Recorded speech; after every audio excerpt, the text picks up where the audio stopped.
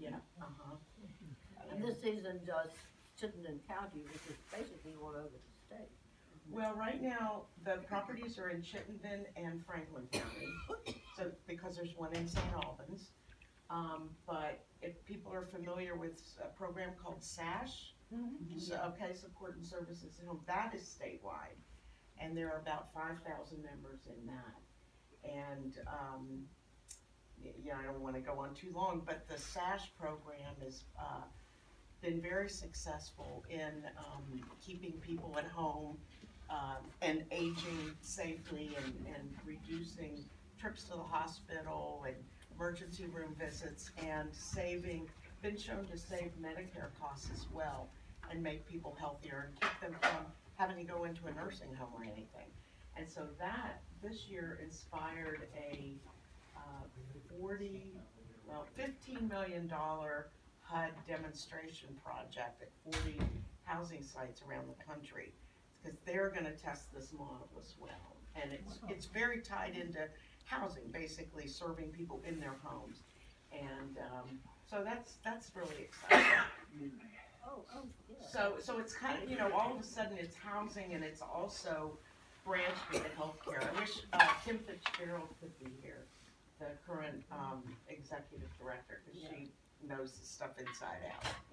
But I'd like to go back to the original financing of this project. I can't believe that you could build that building for $1 million They even had to then. get some financing, for other financing. And yeah, I don't, but it wasn't, they didn't have to get too much money. You know, that was in the 70s, and I guess $3 million went a long way. And then I really want to show sympathy for the income, the committee, the planning for income committee, because I can't believe that they got rent from Three Cathedral Square. So that scotched the income. All their plans. So that's why we've now had two income producing committees. That sort of haven't, that's been tough to navigate.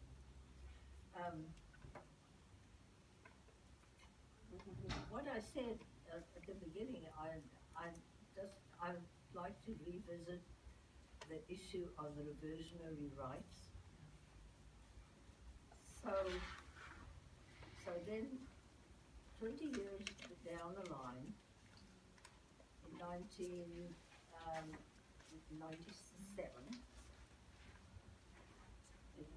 that would be, about the 1990s. So, no, not yet. Before that rolled around, the cathedral we suddenly woke up and thought, wow, I think we woke up 5 years before the time, before the due date, that this huge big mall we were going to be owners of this.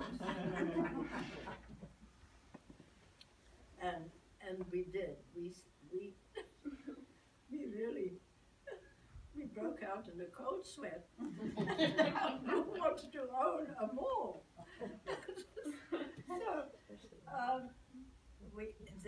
So there was another committee, and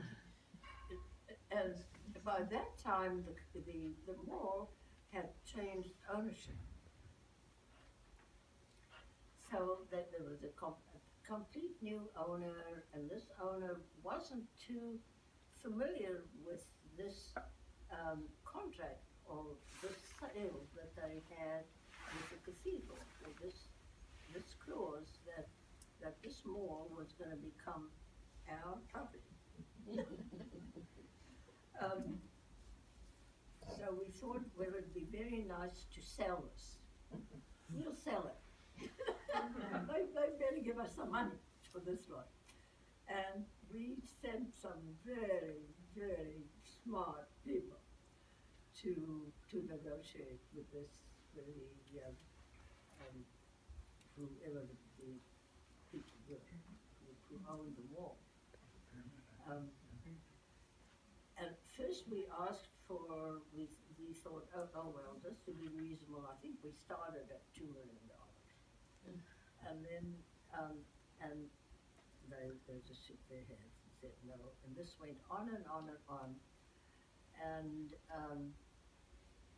then we came, you know, we dropped down and we came to $1 million. And they still weren't happy with that. And then we split the difference, and we said, okay, $750,000.